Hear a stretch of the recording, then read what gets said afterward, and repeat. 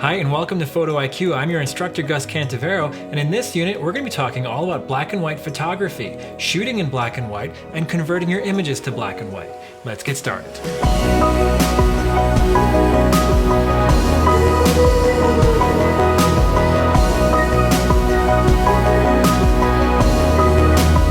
Now to start out, let's talk about something very obvious. Black and white images consist only of tone and composition. There's no color to be able to help you to create an interesting image. So you're gonna have to be focusing just on the content of the image by the tonal range, which is your exposure from light to dark, and the composition, what's contained within the frame. What are you taking a picture of? So those are the two things that we're gonna be limiting ourselves to, which many people will find very interesting or liberating or fascinating, and other people may find limiting. So let's jump into this and see what the fundamentals of a great black and white photo are. Your abilities in your exposure and your composition will be tested. What I mean by that is that you're gonna have to really understand how to expose your image properly. You won't be distracted by the colors in the image because you're gonna be training your eye not to be looking at the color, rather to be looking at the tone that's in the image. And by tone, I mean the lightest part, the middle gray, and the dark shadow. Kind of like my outfit here today. I'm wearing an all gray, black and white outfit. So we have this dark tone, this light tone, this middle tone. And if you look at the background behind me, this is all kind of a dark, deep tone with some specular highlights right here. In a black and white image, why don't we go ahead and convert this to black and white just for a moment, and you can actually see that it actually simplifies things quite a bit. Now you're no longer looking at the color temperature back here. Instead, all you see is brightness and darkness. In this photograph example, I was on a hike and I was looking at the scene, which was actually kind of an overcast day with very muted colors. It was in late autumn and all the grass had started to die, so everything was very brown. And the way that I saw this image, it jumped out to me as something that would really work in black and white. I was able to push the exposure to an extreme level where I was able to pull out these bright tones in the skies and the dark tones underneath the clouds. Be looking for those kinds of things. When the clouds are so dense, the light is not penetrating through them. The top of the clouds will be bright, but the underside of the clouds will just look like a dark shadow, creating a really interesting level of contrast. No color means removing an element from the image. Normally, color is a big part of photography. It's a big element where you can draw attention to something that might actually be subdued within the image just by giving it a bright color, by putting a yellow coat on someone and having them stand in a drab field would then make them the de facto focal point. When you turn that to black and white, they actually could just get lost within that field. So your processing is going to strongly influence the result and the success of the image. We're going to talk about that in a few minutes. Not every photo is going to call for black and white processing. Not every image is going to just jump out at you and say this would work as a black and white. This is an example of an image that did work as a black and white. When I photographed the scene, it looked very compelling to me, but then when I was looking at it in color, it kind of lacked something. Like there wasn't as much drama as when I experienced it. I photographed this on my most recent trip to Cambodia. You can see that there's this real beat up van here with a rope holding it down in the back. In the window, you can see that there's a lot of boxes, packages, and freight that's strapped inside. It's a very busy street with traffic coming and going and power lines and all different kinds of stuff going on. It's a really busy scene, and it felt like black and white just helped to simplify things and just show you the composition in the scene, much like a reportage photo from the 60s or 70s, a news gathering or photojournalism. Black and white is a matter of taste. Some people just don't like black and white. Some people think black and white is always better than color. Some people think the opposite. As you know from listening to me, there is no one rule for anything, and therefore it's just a matter of taste. If you like black and white, then that's for you.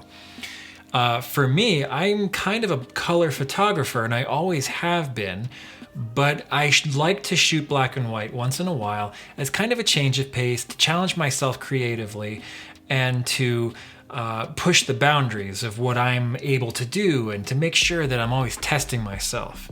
Now, in more recent years, I have come to appreciate black and white and start to see occasions where it can be used successfully more and more frequently. And I think that's because of the development and the maturity of myself as an artist. Let's talk about a few historical and contemporary examples of black and white photographers. This is Henri Cartier-Bresson, who is one of the most famous street photographers of all time. He shot with what's called a rangefinder camera, which meant that when he looked through the camera lens, he wasn't looking through the lens like with an SLR, which you might remember from Camera Basics or the camera buying modules, that there is a mirror inside where you look through the viewfinder, the light bounces down and then out the lens. With a rangefinder camera, the viewfinder is independent of the lens. So when you hold it up, you're just looking straight through a separate viewfinder. And it's usually kind of in the upper left corner of the lens so that you would look through it like this. Now, what that allowed him to do was to sort of shoot from the hip, if you will. He was able to react to a scene very quickly. He would be able to look down at the focus finder on there, estimate his distance to the subject, very quickly frame up and take the shot. And that gave him what he felt was a strong suit to be able to react to the scene very quickly. So what he was really good and well known for was capturing the moment of tension. So you can see as he's looking down the steps, this bicyclist is just flying around the bend, and it's perfectly timed and captured within this gap here. He's not behind the bars, he's not missing around the corner, he's actually captured him right in that opening. In this image, you can see the worker is jumping across the pond here, this flooded area, and there's a ladder that he was standing on. You can see the ripples around, meaning that he just kind of launched off of there with his back foot. And you can see that the heel is not even touching the water, that it's so close that it's not yet touching. And the moment of tension allows us to capture that moment right before the fulfillment of the action. Right before the eagle grabs the fish or the wide receiver catches the football. Telling the story sometimes means showing what happened, but the more compelling image is leaving it up to the viewer to wonder what happened, to want to read the story that the image is accompanying. Now, there is sometimes a call for both. It could be the moment of tension, which is a very compelling image, or it can be the end result, which could be the celebration after the catch of the touchdown. But if you look at the most famous images in sports photography, and this is separate from black and white right now, there's some famous images of people about to catch the ball, and those are usually the images that are the most compelling, not the ones that show the ball safely in the hands. Ansel Adams is a name that most of you will recognize, and he's one of the most famous landscape photographers, and he shot exclusively in black and white with a view camera. And if you want to learn more about Ansel Adams and his black and white landscape photography, go and watch the landscape modules where you'll see a brief history lesson about that. He shot with a heavy wooden view camera with ground glass plates and large sheet film negatives that he had to hike and carry around. It was a lot of work to accomplish the images that he created. Now, when you put that much effort into just getting to the location to view the subject, you want to make sure that you spend as much time as possible composing and correctly exposing that image. You don't want to just hike all the way up there after it could have been a day and a half of hiking and camping to get to that spot just to take any picture. You'll want to wait for the weather to be right. Otherwise, what was the point of hiking all the way up there? One of the ways Ansel Adams was able to correctly expose his images was what he called the zone system, and you'll learn more about that in the landscape module. If you have the full curriculum, it's going to be coming up soon. So if you look into these images, you can see the dark shadows would be around a 1, where a 0 would be completely black. A 10 on the zone system would be a perfect white. Now, his philosophy was that no one wants to see perfect black or perfect white, so he would always compress all the information in the image between a 1 and a 9. Sometimes the image would be so highly contrasted that that might actually jump outside of the zone, but then those images rarely got published as widely as his more perfectly exposed images. So these are great examples, and these images are the Canyon de Chelly National Monument in Arizona and the Snake River at the Grand Tetons National Park in Wyoming. Notice one thing both of these images have in common is the high range of contrast and the angle of light. The sun is coming from behind at an angle or off an angle this way in this image, so it's coming from that direction. And in this one, it looks like it's coming from that direction behind the clouds. So there is a glint off of the water, and in this one, we have high contrast with the right side of this canyon wall in bright highlight and then receding into dark shadow over here. So this is something I call the oscillation effect. So it's almost like a sound wave that oscillates up and down like a waveform. You may have seen that before. It goes to high highlights, to dark shadows, back to highlights, back to shadows. So you can see any of these images have that effect where it goes low to bright, to low, to bright, and then back to low. And that wave effect creates layering and density and depth in the image.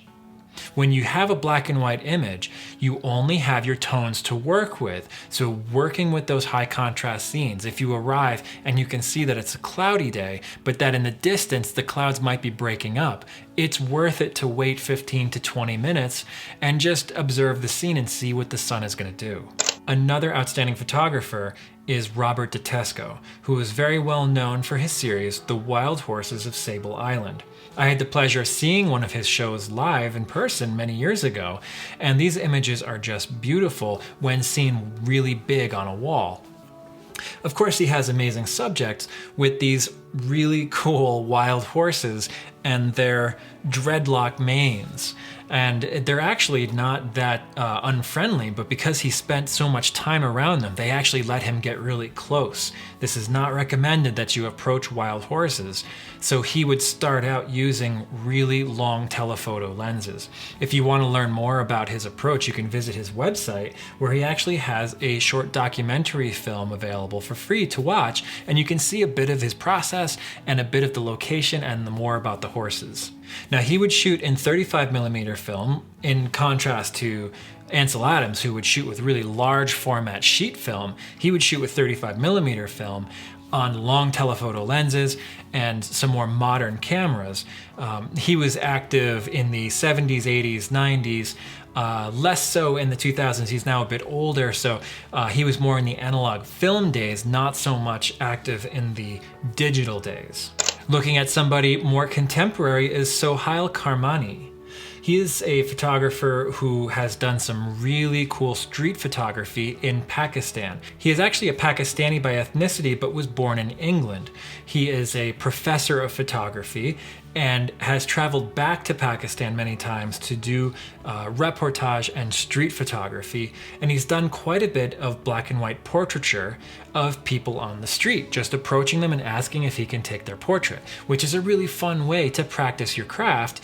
When you see some interesting people, if you're polite and you make some conversation with them, you'd be surprised. A lot of people will actually let you take their picture. They just kind of want to know what you're doing with the pictures. You know, if it's for your Instagram or something like that, if that's what you do, if you're a student, many people will actually allow you to take it. You might be shocked. It's actually pretty cool. If you're interested in street photography, I definitely recommend that you look around at some of the people who are doing it really well. This is an example of someone who is doing it really well, and he shoots in digital.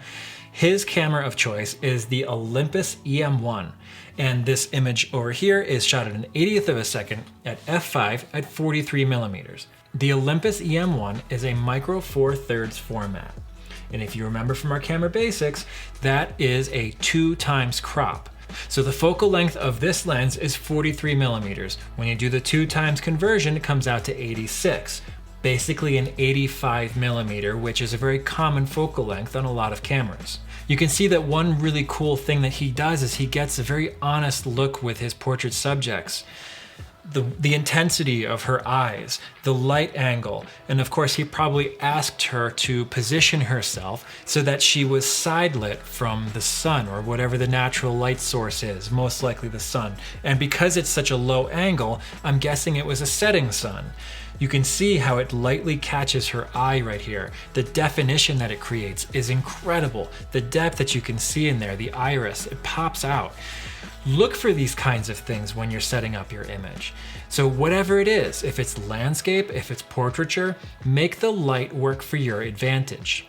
If you want to see more of his photos, I recommend you visit his website at carmani.photography, and I originally found him on Flickr. We're going to look at a few different examples and situations. Most cameras have a film simulation mode. So what that allows you to do is to look through the viewfinder and see in black and white.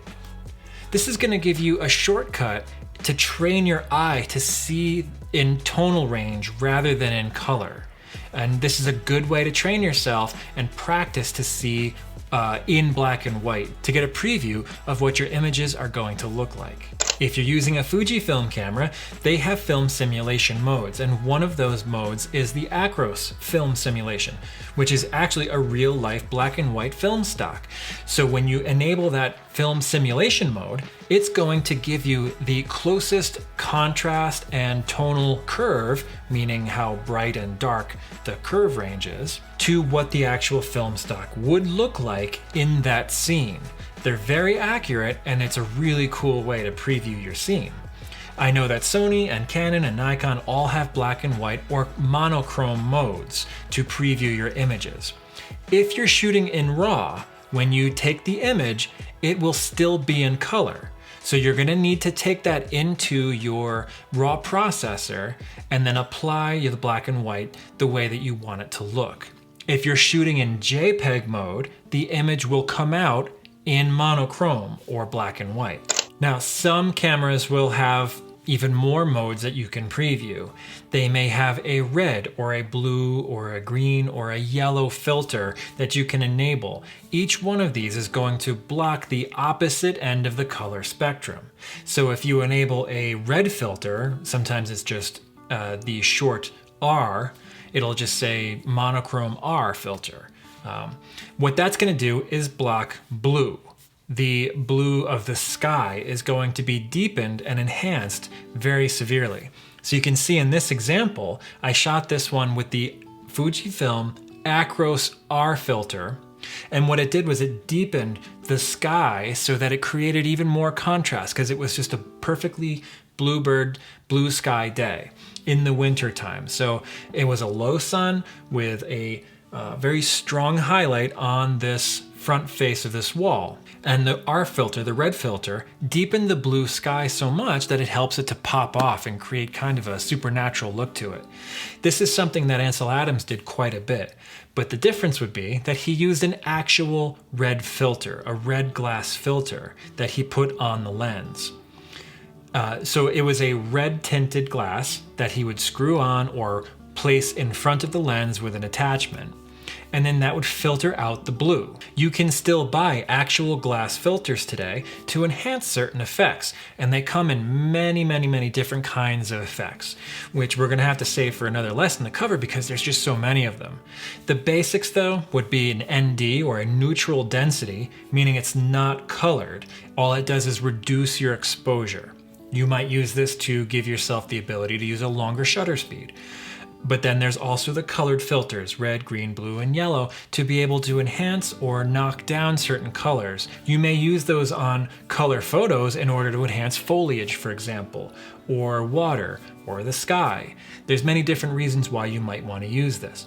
With RAW processing, the need for these filters is greatly reduced, but there is definitely something that is to be said for getting it right in camera. This is a phrase that photographers like to say because we want to reduce the amount of time that we spend in front of the computer and have more time outside shooting. Plus, it also tends to say more about your skill as a photographer when you're able to get it right in camera and require minimal post-processing. If you have to process a lot afterward, that usually says that you're lacking the knowledge to be able to get it done correctly. Of course, there's also, you may not have the equipment and you need to do the post-processing to create that effect. And if that's the case, then there's no problem because you shouldn't be limited by your budget with the art that you create. Black and white is a great look for portraits. In my opinion, they are more successful in a high contrast scene. It works better when you have bright lights and dark shadows with that oscillation effect. This is just a self-portrait using my X-T3 and just holding it out away like that at arm's length. And that's actually taken on the same day as the previous image, actually the previous few images. The lack of color requires a greater contrast and tone. I said this before in this unit, and I just want to emphasize that point so that you can keep on looking for the tone. All right, now this image was shot 12 years ago using one of my my second digital camera, the Canon Rebel XT. That camera now sells for under $50 on the used market. Now that basically means that you don't have a good excuse to not take photos. No matter what you have, you can get some good results. Now let's talk about raw processing of your images. You're going to be tempted to just hit auto and see what happens and just be happy with that. I'm going to tell you that the auto function is almost never going to produce a result as good as if you learn to adjust the images yourself. Take a look at this image for an example. The auto is on the left and the custom black and white is on the right. And this was basically just opening the image in Photoshop or Lightroom, I don't remember which one I used at the time, hitting convert to black and white, and then just letting it do its thing. The image on the right, you can see, has so much more pop and dimension to the face. The skin tone just looks so much cleaner and softer versus in this one where it has such a dark shadow and the overall skin tone is so dark. She's actually darker than you would think in real life. All it's doing is taking the color tone and then applying whatever the equivalent shade of gray is. But that's not going to provide the appropriate amount of pop to the image. So you're going to have to spend a little bit of time on that. Okay, let's go into Photoshop first, and we're going to look at a black and white conversion. So you can see this image of a portrait of a Filipino boy that I shot in the Philippines. And on the right-hand side, there is the color image. Okay, so let's look at what the auto black and white did. And just by clicking this layer here, all right, so the way I created this was the layer adjustment palette down here, and then we're gonna go to black and white. And so you can see it's the same thing right there, okay? So I have this auto feature right here, and then in this one, I customized it. And that is the difference. So if I turn this one on, I can then turn this one off back and forth, all right? Because the one on top is only affecting the one beneath it. If it's already black and white, it can't do any more black and white. So the bottom one is the one I'm toggling. So the bottom is the custom one that I did. Look at the difference in the facial tone. And this is basically the same thing as the previous image I showed you. The girl I showed you previously was from Cambodia. This boy is Filipino. So their skin tone is going to be very similar. And you can see that when the black and white auto is on, yeah, in the face, it is an equivalent tone, right? It's the same level of brightness, but it's not the same level of attention. So if you use the auto black and white conversion, the image could look a little bit muddy. Whereas if you do a custom job, you can actually adjust which color tone is getting which tone. So, or which color is getting which tone assigned to it. So the way that this works is, let's undo the custom. We'll just go to the auto. And within here, you have all of these different color channels to work with. You have red, yellow, green, cyan, blue, and magenta. So if we come up here to the red, you can start to slide them. Look at the adjustment that's taking place. Then we'll go into the yellow. And my method for doing this is to take each one of them, go down, up, until almost like a yo-yo or something on a rubber band. It ends up settling to a place that just looks pleasing to my eye. Right, so I'll go back and forth like this. So this, I'm doing it very instinctively, right? So with this one, we want a little bit of that nice color transition, the tone transition here. All right, and then the blue, you can see it's affecting behind him. So we want a contrast there so that it doesn't take the attention away from his face. And then in this one, it's actually affecting his jacket quite a bit. And we'll bring that right around there. Now overall, it's looking a little bit light and washed out. So maybe some of these tones should get dropped a bit darker.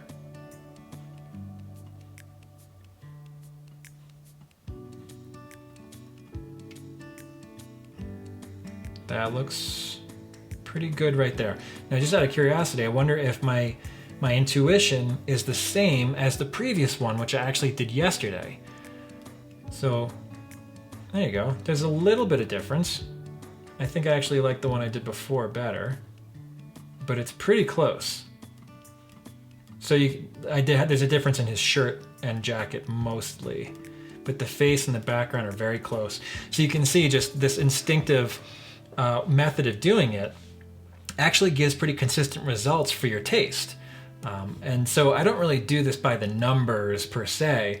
I just kind of do it by the way it looks to the eye. So let's look at the same image over in Luminar 4, because I want you to be able to see the way Luminar works with black and white.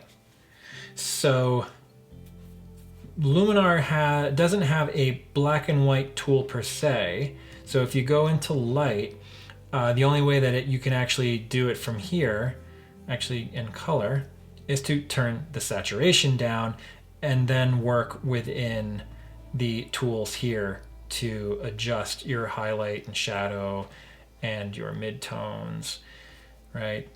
So you can do it that way, go into enhance, and then play with that.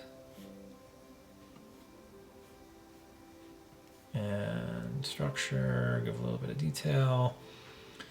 So that's one way to do it, but I'm not really that happy with those results. So is there another way to get what we want out of it? And there actually is. So if we reset the image, down here we have the looks palette. Okay, so if we go to all looks, and then we can scroll over, you can see all the different looks that are available. And then here's classic black and white. We can click that one, and then you'll notice a new button appears over here.